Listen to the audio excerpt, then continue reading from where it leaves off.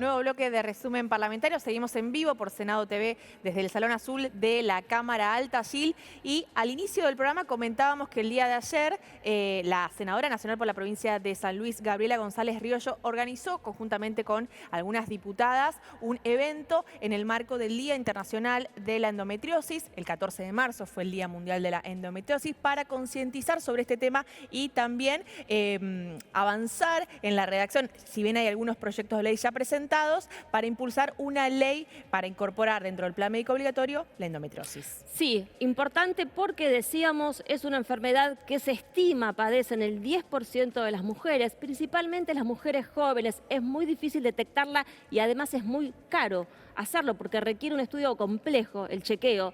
Por lo tanto, también se está peleando por esto, ¿no? De que existe una ley integral que pueda abordar esta enfermedad que se llama la enfermedad silenciosa, Sofía. Exactamente, sí, pero para hablar más sobre este tema vamos a consultarle a la gente que sabe. En este caso estamos conectados con la licenciada Mónica Busetti. Ella es docente e investigadora en la Universidad de San Luis. Hola Mónica, ¿cómo estás? Hola, buenos días, ¿cómo están? Las escuché al comienzo, un muy buen resumen hicieron de toda la problemática de la endometriosis.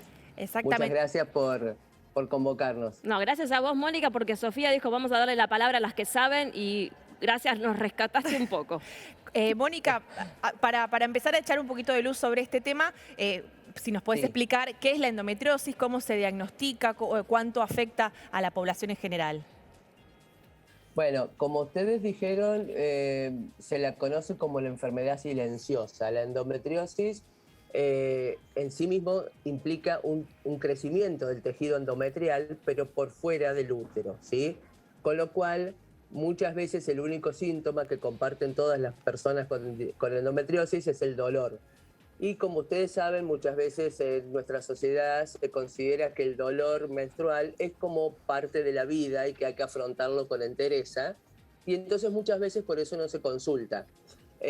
Y muchas veces, entre que no se consulta y que además no hay una serie de pasos establecidos que para el diagnóstico de la enfermedad, lo que ocurre, y es en parte derivado de esto, porque es tan problemática la enfermedad, lo que ocurre es que en la mayoría de los casos puede tardar hasta 10 años el diagnóstico. ¿Por qué?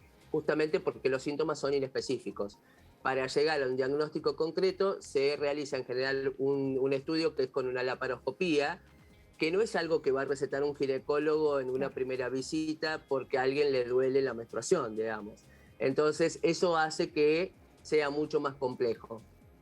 Genera, como ustedes dijeron, es una enfermedad crónica, no tiene una cura, pero además es progresiva y progresivamente va siendo más invalidante. Digamos, los síntomas del crecimiento extrauterino del tejido endometrial pueden abarcar, digamos, empieza a comportarse de una manera la enfermedad que empieza a producir ese mismo crecimiento en otros sitios. Y con lo cual, imagínense lo que es para el cuerpo humano, que es así de perfecto, digamos, en términos generales, que funciona muy bien, tener un tejido endometrial creciendo en un lugar en el que no le corresponde.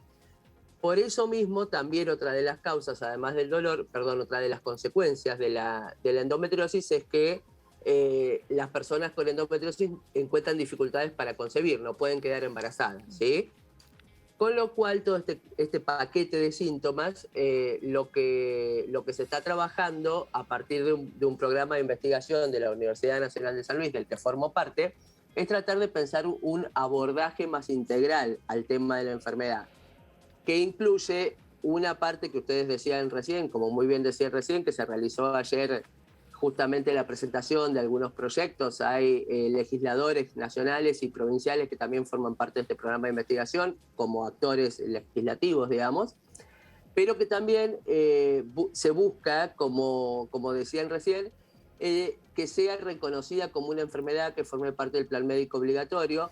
Y hay otra cuestión que también buscamos con el proyecto, en la que ustedes nos están ayudando muchísimo con esto, y es dar a conocer la enfermedad, trabajar con la sociedad en general. Hay otra parte que se dedica a la educación, trabajar con niñas en edad escolar, en la difusión de que existe la enfermedad, con los mismos docentes que muchas veces les toca cómo identificar, digamos, los primeros síntomas en función de algunas situaciones que ocurren a nivel escolar.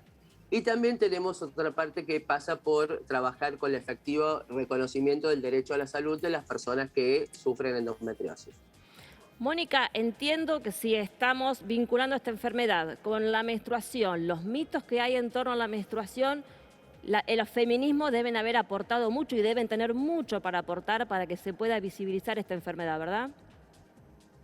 Sí, nosotros estamos trabajando con dos organizaciones en la lucha de la endometriosis. Ustedes decían una cosa recién, que se estima que el 10% de la población la padece, pero en realidad tampoco hay un registro, tampoco hay una base de datos, lo cual también dificulta esto de acceder.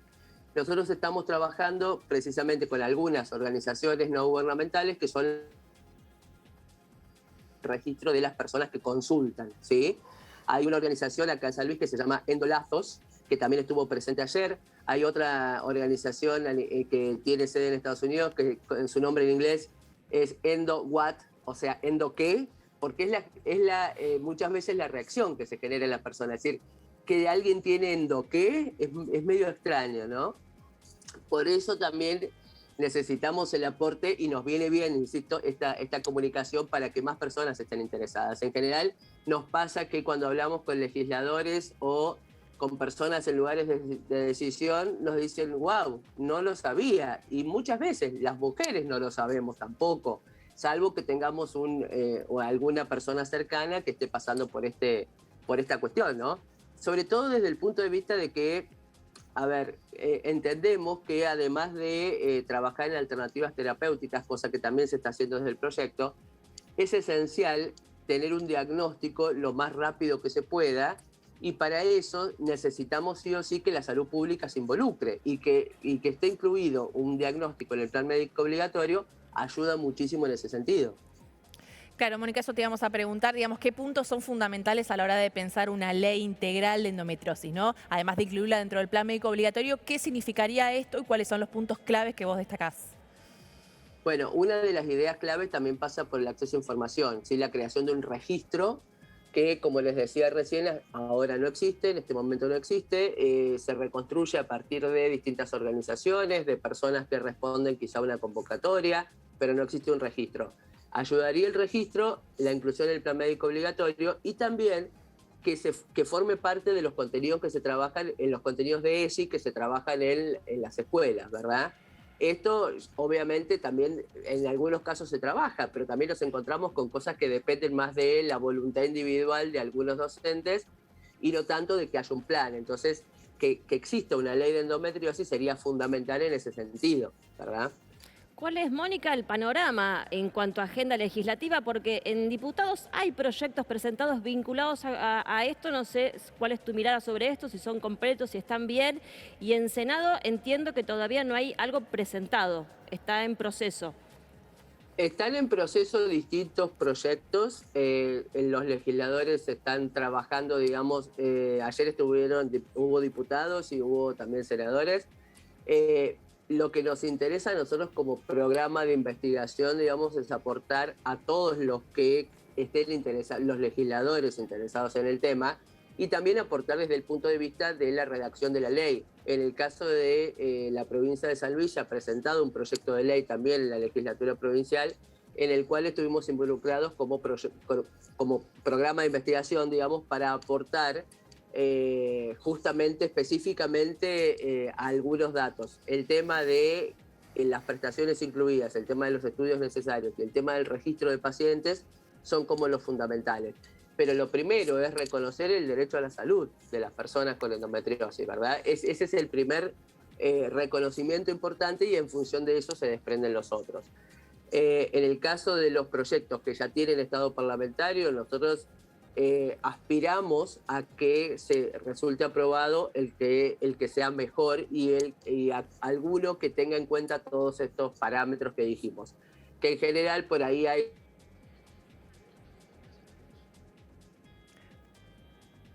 Yo no la estoy escuchando, Yo quedó tampoco. congelada, cosas que pasan en el Zoom. Bueno, ahí esperamos retomar la conexión. Interesante lo que decía con respecto a las iniciativas presentadas. Recordemos que tanto en la Cámara de Diputados como en la Cámara de Senadores hay proyectos. Algunos perdieron estado parlamentario. Por ejemplo, aquí en la Cámara Alta, la senadora Anabel Fernández Sagasti. A ver, Mónica, ¿nos escuchás? Ahí ¿Volviste? Estoy. Lo estoy escuchando. Volviste. Sí, sí. Acá estoy, Por Volví. favor, continúa lo que nos estabas diciendo. No, lo que les decía es que nosotros no tenemos un conocimiento específico de cuáles son las diferencias exactas entre cada proyecto, pero sí nos interesa aportar a todos los legisladores que estén interesados de forma tal que el proyecto que se termine debatiendo sea como el que más alcance tenga en función de lo que nos interesa, que es el derecho a la salud de las personas con endometriosis. Exactamente, sí, se trata nada más ni nada menos que garantizar algo básico como el acceso a la salud de esta patología, digamos, y de otras tantas patologías que son necesarias. Sí, claro. Y esto es importante lo que vos mencionabas, ¿no? La concientización y la información de algo que posiblemente muchas mujeres estén normalizando, como los dolores menstruales intensos que tengan que ver con la endometriosis, así que me parece muy importante. Sí, incluso hay, perdón, yo no quiero tomarles demasiado tiempo, pero incluso en el trayecto que estamos en un proyecto que es muy interdisciplinario. Entonces tenemos gente de comunicación, gente de educación, abogados, gente que se dedica al tratamiento específico de la enfermedad, y nos enteramos de cosas que resultan dramáticas, que parecen medievales, de tratamientos que nunca se inician o que van por lugares tan equivocados que las mujeres con endometriosis terminan con una discapacidad peor. ¿Está bien? No solamente es un problema del dolor menstrual y de quizá algún problema para concebir si es que quieren quedar embarazadas, sino que además terminan con síntomas físicos que eran mucho peores que los iniciales, también derivados de los tratamientos. Por eso nos parece central esta cuestión de la difusión y de que se trate a nivel parlamentario. Nos parece muy importante que se haya hecho ayer el encuentro como para dar a conocer. Entiendo que ahí se trabajó con un proyecto que ya tiene muchas firmas, eso estaría interesante. Quizá hay momentos históricos para las cosas, ¿no? Siempre tenemos, y los legisladores lo saben mejor que nadie, tenemos muchas cosas urgentes y sabemos todos que nuestro país tiene un montón de cosas urgentes, pero también está bueno aprovechar que sea el Día Mundial de la Lucha contra la Endometriosis para hablar un poco del tema, para ponerlo sobre el tapete. Mónica, muchísimas gracias por este contacto. Seguramente vamos a estar hablando con vos próximamente. Esperemos pronto el tratamiento de esta ley. Muchas gracias. Ojalá. Muchísimas gracias a ustedes. Saludos.